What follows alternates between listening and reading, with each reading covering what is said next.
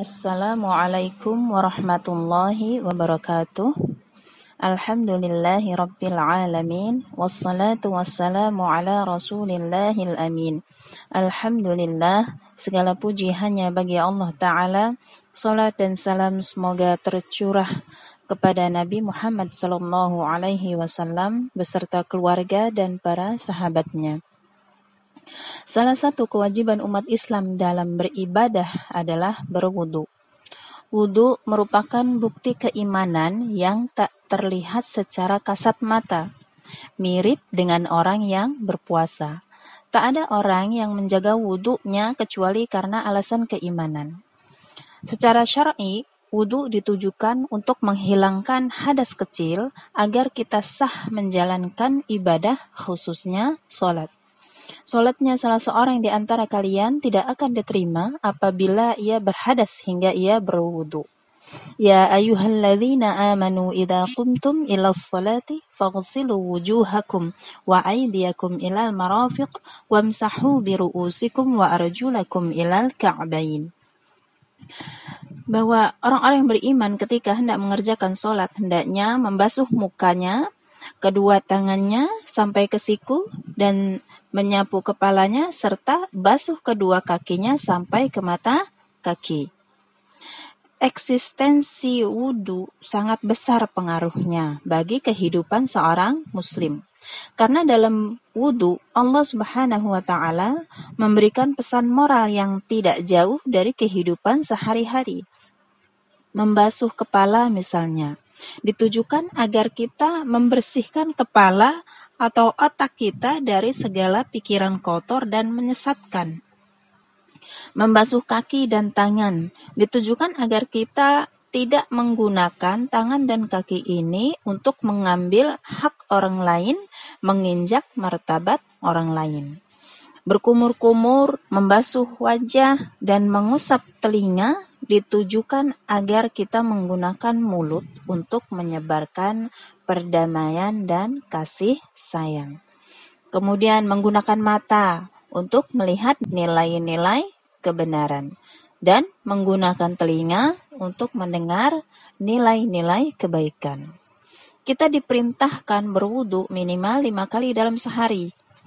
Meski demikian, kita dianjurkan berwudu tak hanya ketika hendak mendirikan sholat saja, namun juga ketika hendak melakukan ibadah atau amalan lainnya. Misalnya, ketika membaca Al-Quran, hadir di pengajian, dan memasuki masjid.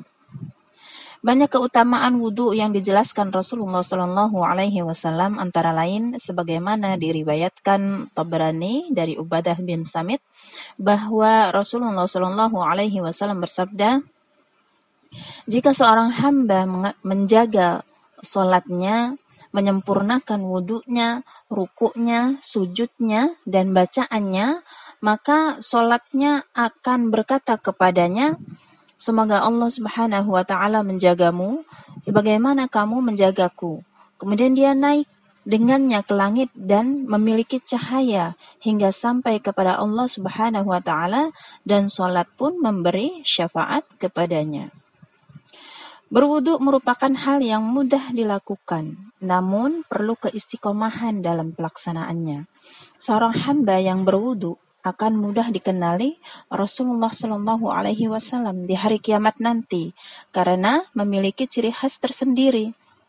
Misalnya, muka dan tangannya akan berkilauan atau bercahaya karena bekas wudu pada hari kiamat nanti. Sebagaimana sabda Nabi Sallallahu Alaihi Wasallam, fa innahum ya'tuna yaumal qiyamati ghurram muhajjalina minal wudu. Sesungguhnya umatku akan datang pada hari kiamat dalam keadaan putih bersinar pada bagian wajah, tangan, dan kakinya karena wudu. Kemudian akan keluar dosa kecil bersamaan dengan mengalirnya air tetesan bekas wudu pada anggota tubuh. Jika seorang muslim atau mukmin berwudu kemudian ia mencuci wajahnya, keluarlah dari wajahnya seluruh dosa karena penglihatan kedua matanya bersamaan dengan air tetesan wudu. Jika ia mencuci tangannya, keluarlah dari kedua tangannya setiap dosa yang dilakukan oleh tangannya bersamaan dengan air tetesan terakhir. Jika ia mencuci kedua kakinya, keluarlah dosa yang dilakukan kedua kakinya bersamaan dengan tetesan air yang terakhir. Hingga ia keluar dari berwudu dalam keadaan bersih dari dosanya. Kemudian selanjutnya, senantiasa menjaga wudu salah satu tanda kesempurnaan iman seseorang. Wala yuhafidhu 'alal wudu'i illa mu'min. Dan tidaklah menjaga wudu kecuali seorang mukmin. Kemudian menyempurnakan wudu di saat kondisi menyulitkan bisa menghapus dosa dan meningkatkan derajat seseorang. Maukah kalian aku tunjukkan pada hal-hal yang dengannya Allah hapus dosa-dosa dan mengangkat derajat? Para sahabat berkata, "Ya wahai Rasulullah." Rasulullah Shallallahu Alaihi Wasallam bersabda, menyempurnakan wudhu pada saat kesulitan, memperbanyak jalan menuju masjid, menunggu sholat setelah sholat. Itu adalah ribat, yaitu bagaikan berjaga di perbatasan dalam perang di jalan Allah. Hadis riwayat Muslim dari Abu Hurairah. Kemudian selanjutnya, berwudu dengan menghirup air dan mengeluarkannya 3 kali setelah bangun tidur bisa mengusir syaitan yang mendekam dalam rongga hidung.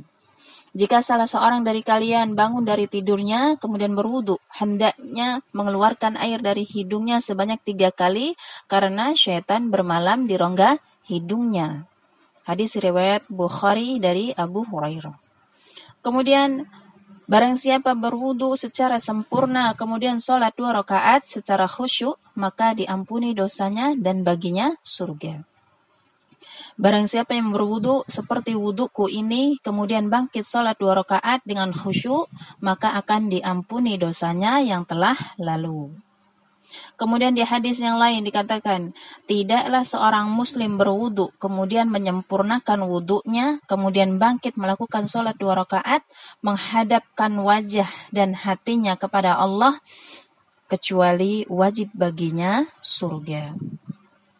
Hadis riwayat Muslim dari Uqbah bin Amir.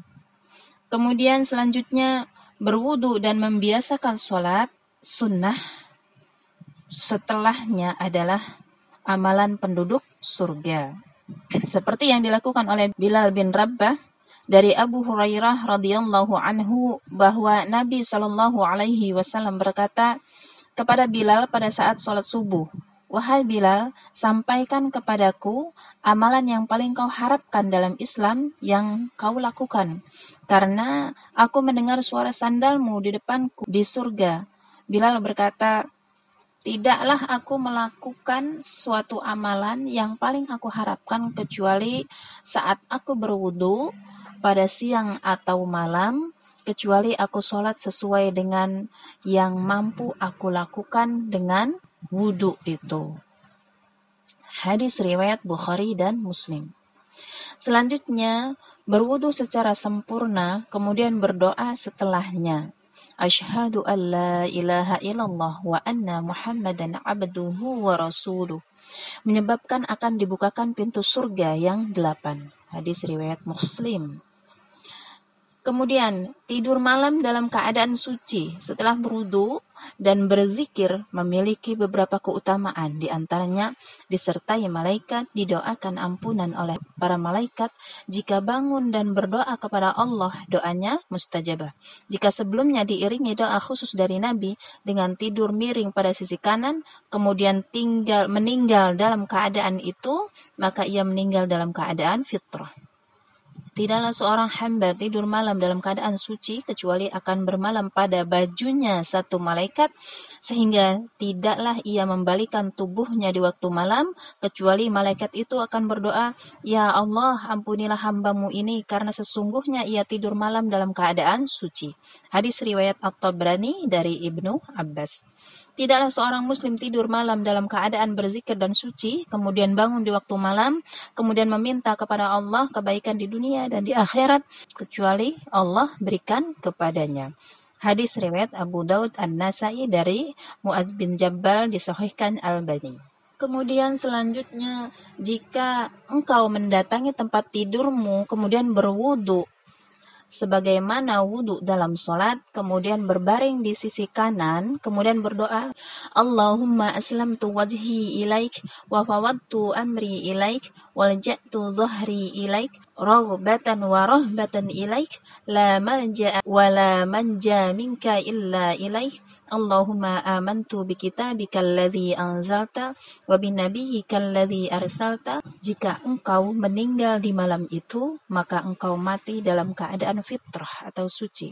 Maka jadikanlah itu sebagai bacaan terakhir sebelum tidurmu. Hadis riwayat Bukhari, Muslim. Wallahu a'lam bishawab.